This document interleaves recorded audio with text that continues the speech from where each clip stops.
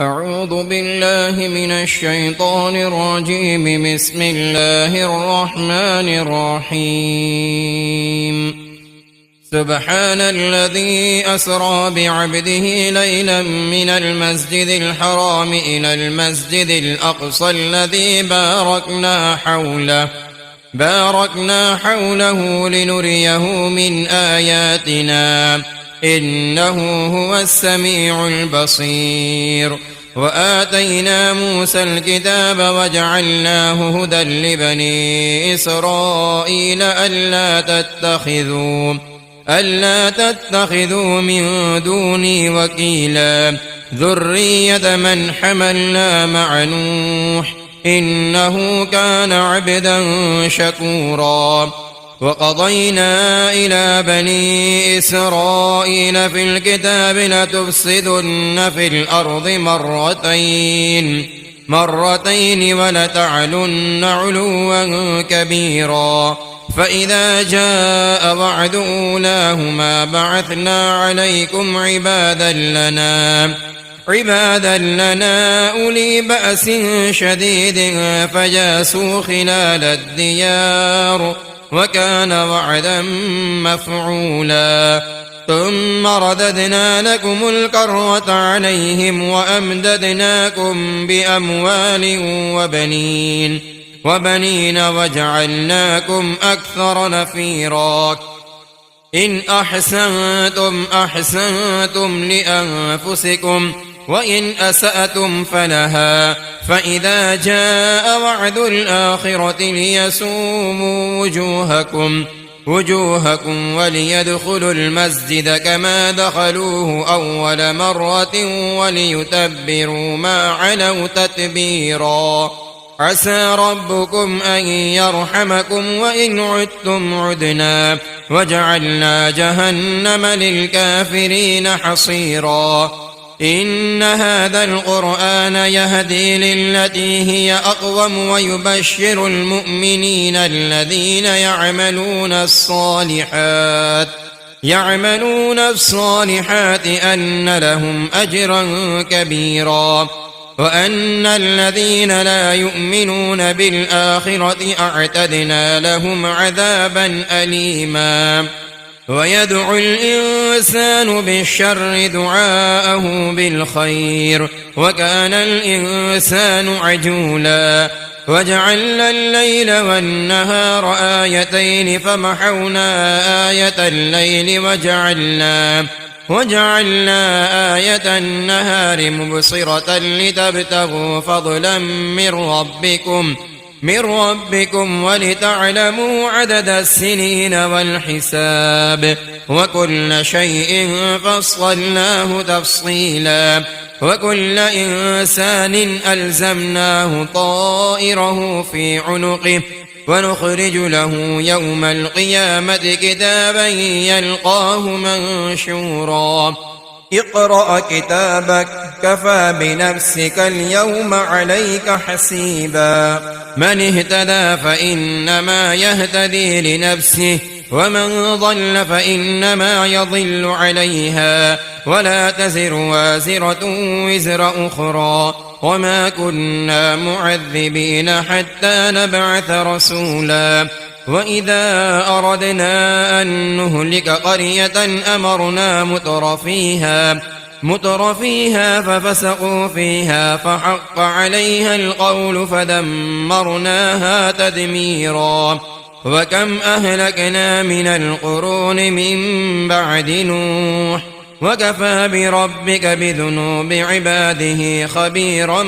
بصيرا. من كان يريد العاجلة عجلنا له فيها ما نشاء لمن نريد ثم جعلنا له جهنم يصلاها مذموما مدحورا. ومن أراد الآخرة وسعى لها سعيها وهو مؤمن فأولئك كان سعيهم مشكورا. كلا نمد هؤلاء وهؤلاء من عطاء ربك وما كان عطاء ربك محظورا انظر كيف فضلنا بعضهم على بعض وللآخرة أكبر درجات وأكبر تفضيلا لا تجعل مع الله إلها آخر فتقعد مذموما مخذولا وقضى ربك ألا تعبدوا إلا إياه وبالوالدين إحسانا إما يبلغن عندك الكبر أحدهما أو كلاهما فلا تقل لهما أف ولا تنهرهما وقل لهما قولا كريما واخفض لهما جناح الذل من الرحمة وقل رب ارحمهما كما ربياني صغيرا ربكم أعلم بما في نفوسكم إن تكونوا صالحين فإنه كان للأوابين غفورا وآت ذا القربى حقه والمسكين وابن السبيل ولا تبذر تبذيرا إن المبذرين كانوا إخوان الشياطين وكان الشيطان لربه كفورا وإما تعرضن عنهم ابتغاء رحمة من ربك ترجوها فقل لهم قولا ميسورا ولا تجعل يدك مغلولة إلى عنقك ولا تبسطها كل البسط فتقعد ملوما محسورا إن ربك يبسط الرزق لمن يشاء ويقدر إنه كان بعباده خبيرا بصيرا ولا تقتلوا أولادكم خشية إملاق نحن نرزقهم وإياكم إن قتلهم كان خطأ كبيرا ولا تقربوا الزنا إنه كان فاحشة وساء سبيلا ولا تقتلوا النفس التي حرم الله إلا بالحق ومن قتل مظلوما فقد جعلنا لوليه سلطانا فلا يسرف في القتل إنه كان منصورا ولا تقربوا مال اليتيم إلا بالتي هي أحسن حتى يبلغ أشده وأوفوا بالعهد إن العهد كان مسؤولا وأوفوا الكيل إذا كلتم وزنوا بالقسطاس المستقيم ذلك خير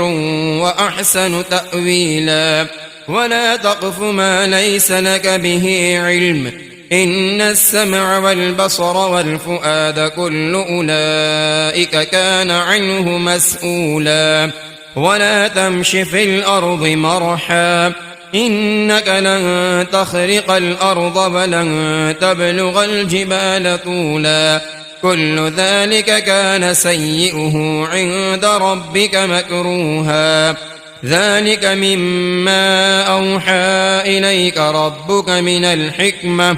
ولا تجعل مع الله إلها آخر فتلقى في جهنم ملوما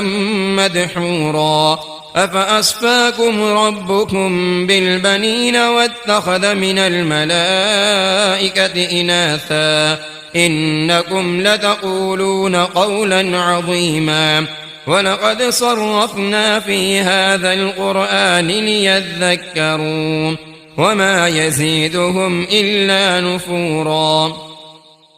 قل لو كان معه آلهة كما يقولون إذا لابتغوا إلى ذي العرش سبيلا سبحانه وتعالى عما يقولون علوا كبيرا تسبح له السماوات السبع والأرض ومن فيهن وإن من شيء إلا يسبح بحمده ولكن لا تفقهون تسبيحهم إنه كان حليما غفورا وإذا قرأت القرآن جعلنا بينك وبين الذين لا يؤمنون بالآخرة حجابا مستورا وجعلنا على قلوبهم أكنة أن يفقهوه وفي آذانهم وقرا وإذا ذكرت ربك في القرآن وحده ولوا على أدبارهم نفورا نحن أعلم بما يستمعون به إذ يستمعون إليك وإذ هم نجوى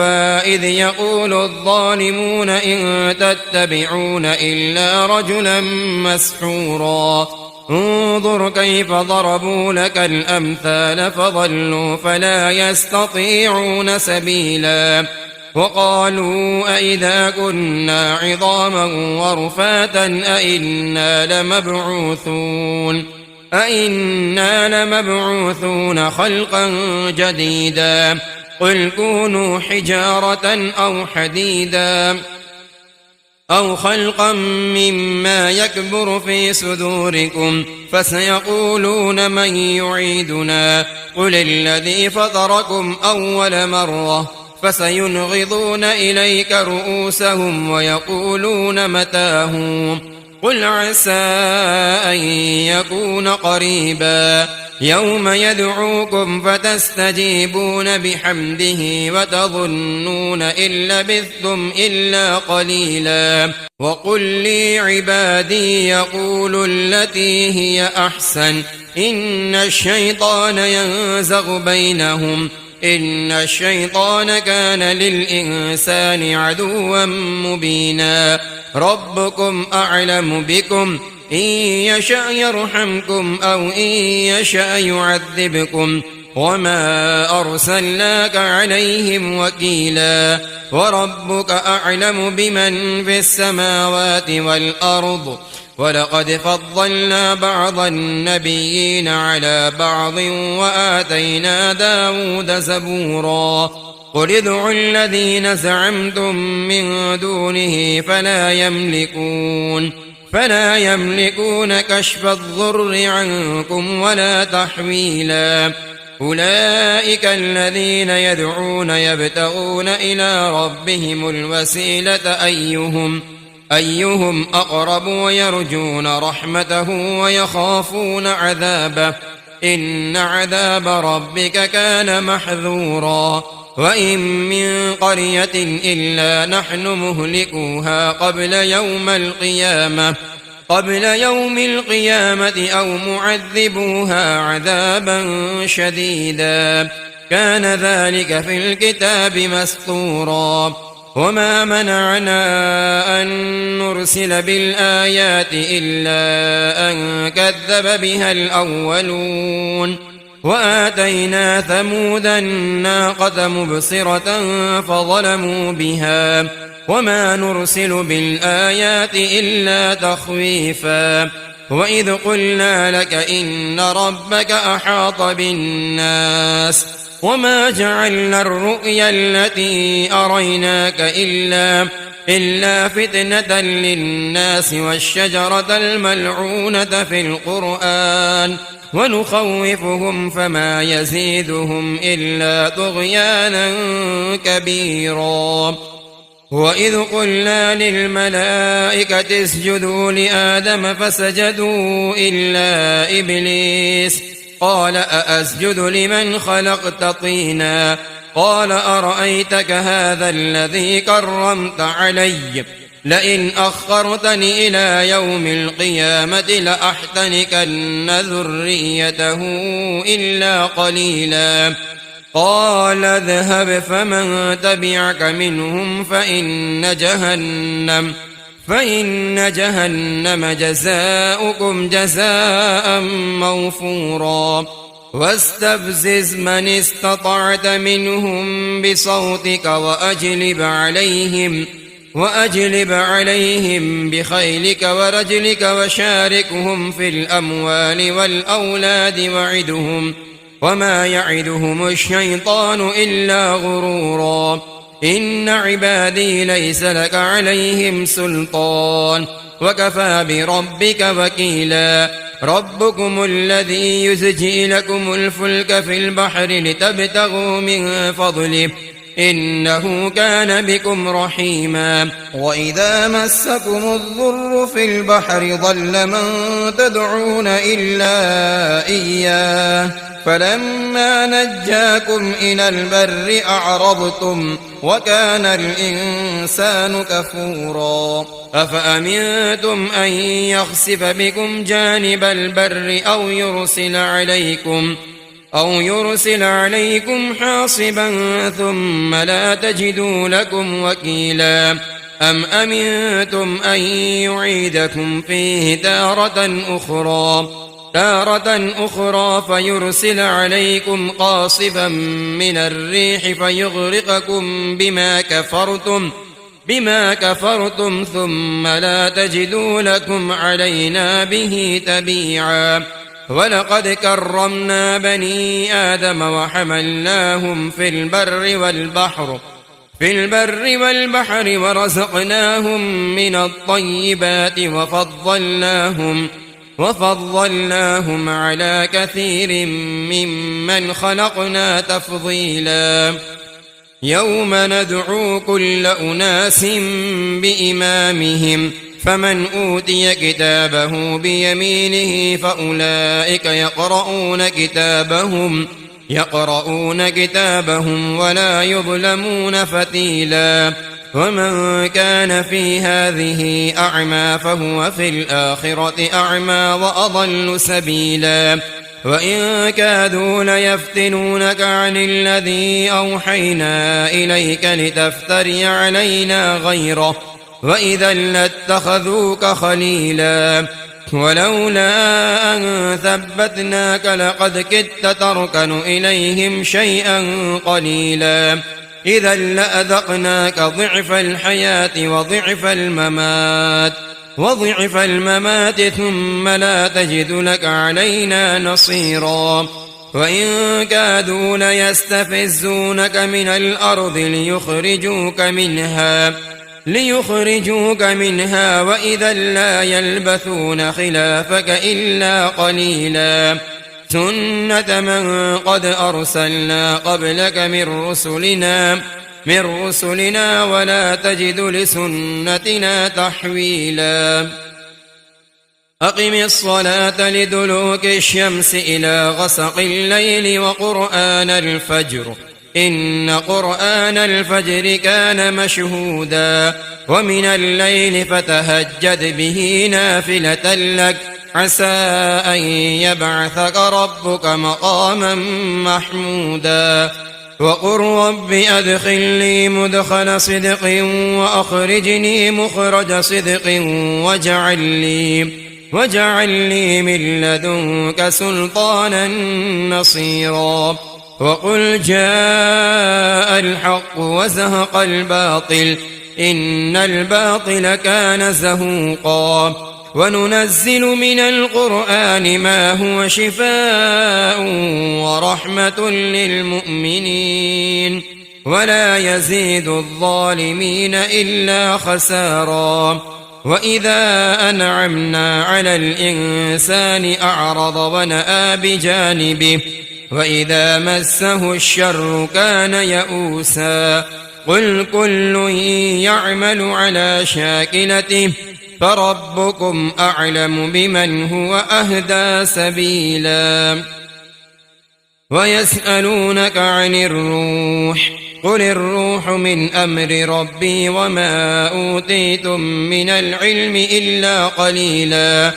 ولئن شئنا لنذهبن بالذي أوحينا إليك ثم لا تجد لك به علينا وكيلا إلا رحمة من ربك إن فضله كان عليك كبيرا قل إن اجتمعت الإنس والجن على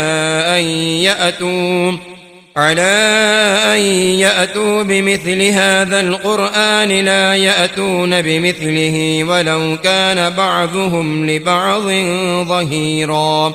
ولقد صرفنا للناس في هذا القرآن من كل مثل فأبى أكثر الناس إلا كفورا وقالوا لن نؤمن لك حتى تفجر لنا من الأرض ينبوعا أو تكون لك جنة من نخيل وعنب فتفجر الأنهار خلالها تفجيرا أو تسقط السماء كما زعمت علينا كسفا أو تأتي بالله والملائكة قبيلا أو يكون لك بيت من زخرف أو ترقى في السماء ولن نؤمن لرقيك حتى تنزل علينا كتابا نقرأه قل سبحان ربي هل كنت إلا بشرا رسولا وما منع الناس أن يؤمنوا إذ جاءهم الهدى إلا أن قالوا أبعث الله بشرا رسولا قل لو كان في الأرض ملائكة يمشون مطمئنين لنزلنا عليهم من السماء ملكا رسولا قل كفى بالله شهيدا بيني وبينكم إنه كان بعباده خبيرا بصيرا ومن يهد الله فهو المهتد ومن يضلل فلن تجد لهم أولياء من دونه ونحشرهم يوم القيامة على وجوههم عميا وبكما وسما مأواهم جهنم كلما خبت زدناهم سعيرا ذلك جزاؤهم بأنهم كفروا بآياتنا وقالوا أئذا كنا عظاما ورفاتا أئنا لمبعوثون خلقا جديدا أولم يروا أن الله الذي خلق السماوات والأرض قادر على أن يخلق مثلهم وجعل لهم أجلا لا ريب فيه فأبى الظالمون إلا كفورا قل لو أنتم تملكون خزائن رحمة ربي إذا لأمسكتم خشية الإنفاق وكان الإنسان قتورا ولقد آتينا موسى 9 آيات بينات فاسأل بني إسرائيل إذ جاءهم فقال له فرعون إني لأظنك يا موسى مسحورا قال لقد علمت ما أنزل هؤلاء إلا رب السماوات والأرض بصائر وإني لأظنك يا فرعون مثبورا فأراد أن يستفزهم من الأرض فأغرقناه ومن معه جميعا وقلنا من بعده لبني إسرائيل اسكنوا الأرض فإذا جاء وعد الآخرة جئنا بكم لفيفا وبالحق أنزلناه وبالحق نزل وما أرسلناك إلا مبشرا ونذيرا وقرآنا فرقناه لتقرأه على الناس على مكث ونزلناه تنزيلا قل آمنوا به أو لا تؤمنوا إن الذين أوتوا العلم من قبله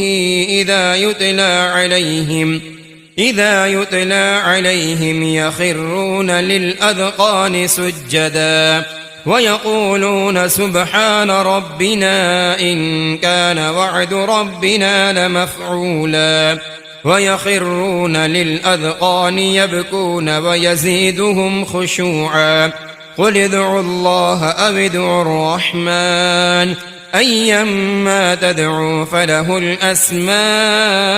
الحسنى ولا تجهر بصلاتك ولا تخافت بها وابتغ بين ذلك سبيلا وقل الحمد لله الذي لم يتخذ ولدا ولم يكن له شريك في الملك ولم يكن له ولي من الذل وكبره تكبيرا. بسم الله الرحمن الرحيم. الحمد لله الذي أنزل على عبده الكتاب ولم يجعل له عوجا قيما لينذر بأسا شديدا من لدنه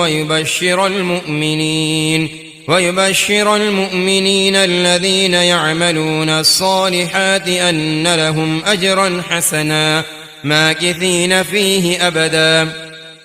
وينذر الذين قالوا اتخذ الله ولدا ما لهم به من علم ولا لآبائهم كبرت كلمة تخرج من أفواههم إن يقولون إلا كذبا فلعلك باخع نفسك على آثارهم إن لم يؤمنوا بهذا الحديث أسفا إنا جعلنا ما على الأرض زينة لها لنبلوهم أيهم أحسن عملا وإنا لجاعلون ما عليها صعيدا جرزا أم حسبت أن أصحاب الكهف والرقيم كانوا من آياتنا عجبا إذ أوى الفتية إلى الكهف فقالوا ربنا آتنا من لدنك رحمة وهيئ لنا من أمرنا رشدا فضربنا على آذانهم في الكهف سنين عددا ثم بعثناهم لنعلم أي الحزبين أحصى لما لبثوا أمدا نحن نقص عليك نبأهم بالحق إنهم فتية آمنوا بربهم وزدناهم هدى وربطنا على قلوبهم إذ قاموا فقالوا ربنا رب السماوات والأرض لن ندعو من دونه إلها لقد قلنا إذا شططا هؤلاء قومنا اتخذوا من دونه آلهة لولا يأتون عليهم بسلطان بين فمن أظلم ممن افترى على الله كذبا وإذ اعتزلتموهم وما يعبدون إلا الله فأووا إلى الكهف ينشر لكم ربكم من رحمته ويهيئ لكم من أمركم مرفقا وترى الشمس إذا طلعت تزاور عن كهفهم ذات اليمين وإذا ضربت تقرضهم ذات الشمال وهم في فجوة منه ذلك من آيات الله من يهد الله فهو المهتد ومن يضلل فلن تجد له وليا مرشدا وتحسبهم أيقاظا وهم رقود ونقلبهم ذات اليمين وذات الشمال وكلبهم باسط ذراعيه بالوصيد لو اطلعت عليهم لوليت منهم فرارا ولملئت منهم رعبا وكذلك بعثناهم ليتساءلوا بينهم قال قائل منهم كم لبثتم قالوا لبثنا يوما أو بعض يوم قالوا ربكم أعلم بما لبثتم فبعثوا أحدكم بورقكم هذه إلى المدينة فلينظر أيها أزكى طعاما فليأتكم برزق منه وليتلطف ولا يشعرن بكم أحدا إنهم إن يظهروا عليكم يرجموكم أو يعيدوكم في في ملتهم ولن تفلحوا إذا أبدا. وكذلك أعثرنا عليهم ليعلموا أن وعد الله حق وأن الساعة لا ريب فيها، إذ يتنازعون بينهم أمرهم فقالوا ابنوا عليهم بنيانا ربهم أعلم بهم. قال الذين غلبوا على أمرهم لنتخذن عليهم مسجدا. سيقولون ثلاثة رابعهم كلبهم ويقولون خمسة سادسهم كلبهم رجما بالغيب ويقولون سبعة وثامنهم كلبهم قل ربي أعلم بعدتهم ما يعلمهم إلا قليل فلا تمار فيهم إلا مراء ظاهرا ولا تستفت فيهم منهم أحدا ولا تقولن لشيء إني فاعل ذلك غدا إلا أن يشاء الله. واذكر ربك إذا نسيت وقل عسى أن يهديني ربي لأقرب من هذا رشدا. ولبثوا في كهفهم 300 سنين وازدادوا 9 قل الله أعلم بما لبثوا له غيب السماوات والأرض أبصر به وأسمع ما لهم من دونه من ولي ولا يشرك في حكمه أحدا. واتل ما أوحي إليك من كتاب ربك لا مبدل لكلماته ولن تجد من دونه ملتحدا. واصبر نفسك مع الذين يدعون ربهم بالغداة والعشي يريدون وجهه ولا تعد عيناك عنهم تريد زينة الحياة الدنيا ولا تطع من أغفلنا قلبه عن ذكرنا واتبع هواه وكان أمره فرطا. وقل الحق من ربكم فمن شاء فليؤمن ومن شاء فليكفر إنا أعتدنا للظالمين نارا أحاط بهم سرادقها وإن يستغيثوا يغاثوا بماء كالمهل يشوي الوجوه بئس الشراب وساءت مرتفقا. إن الذين آمنوا وعملوا الصالحات إنا لا نضيع أجر من أحسن عملا. أولئك لهم جنات عدن تجري من تحتهم الأنهار يحلون فيها من أساور من ذهب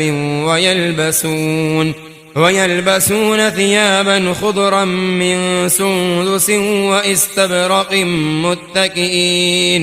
متكئين فيها على الأرائك نعم الثواب وحسنت مرتفقا. واضرب لهم مثل الرجلين جعلنا لأحدهما جنتين من أعناب وحففناهما بنخل وجعلنا بينهما زرعا كلتا الجنتين آتت أكلها ولم تظلم منه شيئا وفجرنا خلالهما نهرا وكان له ثمر فقال لصاحبه وهو يحاوره أنا أكثر منك مالا وأعز نفرا. ودخل جنته وهو ظالم لنفسه قال ما أظن أن تبيد هذه أبدا وما أظن الساعة قائمة ولئن رددت إلى ربي لأجدن خيرا منها منقلبا. قال له صاحبه وهو يحاوره أكفرت بالذي خلقك من تراب ثم من نطفة ثم صواك رجلا لكن هو الله ربي ولا أشرك بربي أحدا ولولا إذ دخلت جنتك قلت ما شاء الله لا قوة إلا بالله إن ترني أنا أقل منك مالا وولدا فعسى ربي أن يؤتيني خيرا من جنتك ويرسل عليها حسبانا من السماء فتصبح صعيدا زلقا أو يصبح ماؤها غورا فلن تستطيع له طلبا وأحيط بثمره فأصبح يقلب كفيه على ما أنفق فيها وهي خاوية على عروشها ويقول يا ليتني لم أشرك بربي أحدا ولم تكن له فئة ينصرونه من دون الله وما كان منتصرا هنالك الولاية لله الحق هو خير ثوابا وخير عقبا واضرب لهم مثل الحياة الدنيا كماء إن أنزلناه من السماء فاختلط به نبات الأرض فأصبح حشيما تذروه الرياح وكان الله على كل شيء مقتدرا المال والبنون زينة الحياة الدنيا والباقيات الصالحات خير عند ربك ثوابا وخير أملا ويوم نسير الجبال وترى الأرض بارزة وحشرناهم فلم نغادر منهم أحدا وعرضوا على ربك صفا لقد جئتمونا كما خلقناكم أول مرة بل زعمتم أن لن نجعل لكم موعدا ووضع الكتاب فترى المجرمين مشفقين مما فيه ويقولون يا ويلتنا ما لهذا الكتاب لا يغادر صغيرة ولا كبيرة إلا أحصاها ووجدوا ما عملوا حاضرا ولا يظلم ربك أحدا وإذ قلنا للملائكة اسجدوا لآدم فسجدوا إلا إبليس كان من الجن ففسق عن أمر ربه أفتتخذونه وذريته أولياء من دوني وهم لكم عدو بئس للظالمين بدلا ما أشهدتهم خلق السماوات والأرض ولا خلق أنفسهم وما كنت متخذ المضلين عضدا ويوم يقول نادوا شركائي الذين زعمتم فدعوهم فلم يستجيبوا لهم وجعلنا بينهم موبقا ورأى المجرمون النار فظنوا أنهم مواقعوها ولم يجدوا عنها مصرفا ولقد صرفنا في هذا القرآن للناس من كل مثل وكان الإنسان أكثر شيء جدلا وما منع الناس أن يؤمنوا إذ جاءهم الهدى ويستغفروا ربهم إلا أن تأتيهم سنة الأولين أو يأتيهم العذاب قبلا وما نرسل المرسلين إلا مبشرين ومنذرين ويجادل الذين كفروا بالباطل ليدحضوا به الحق واتخذوا آياتي وما أنذروا هزوا ومن أظلم ممن ذكر بآيات ربه فأعرض عنها ونسي ما قدمت يداه إنا جعلنا على قلوبهم أكنة أن يفقهوه وفي آذانهم وقرا وإن تدعوهم إلى الهدى فلن يهتدوا إذن أبدا وربك الغفور ذو الرحمة لو يؤاخذهم بما كسبوا لعجل لهم العذاب بل لهم موعد لن يجدوا من دونه موئلا وتلك القرى أهلكناهم لما ظلموا وجعلنا لمهلكهم موعدا وإذ قال موسى لفتاه لا أبرح حتى أبلغ مجمع البحرين أو أمضي حقبا فلما بلغا مجمع بينهما نسيا حوتهما فاتخذ سبيله في البحر سربا فلما جاوزا قال لفتاه آتنا غداءنا لقد لقينا من سفرنا هذا نصبا قال أرأيت إذ أوينا إلى الصخرة فإني نسيت الحوت وما أنسانيه إلا الشيطان أن أذكره واتخذ سبيله في البحر عجبا قال ذلك ما كنا نبغ فارتدا على آثارهما قصصا فوجدا عبدا من عبادنا آتيناه رحمة من عندنا وعلمناه من لدنا علما قال له موسى هل أتبعك على أن تعلمني مما علمت رشدا قال إنك لن تستطيع معي صبرا وكيف تصبر على ما لم تحط به خبرا قال ستجدني إن شاء الله صابرا ولا أعصي لك أمرا قال فإن اتبعتني فلا تسألني عن شيء حتى أحدث لك منه ذكرا فانطلقا حتى إذا ركبا في السفينة خرقها قال أخرقتها لتغرق أهلها لقد جئت شيئا إمرا قال ألم أقل إنك لن تستطيع معي صبرا قال لا تؤاخذني بما نسيت ولا ترهقني من أمري عسرا فانطلقا حتى إذا لقيا غلاما فقتله قال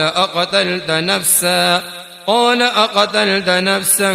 زكية بغير نفس لقد جئت شيئا نكرا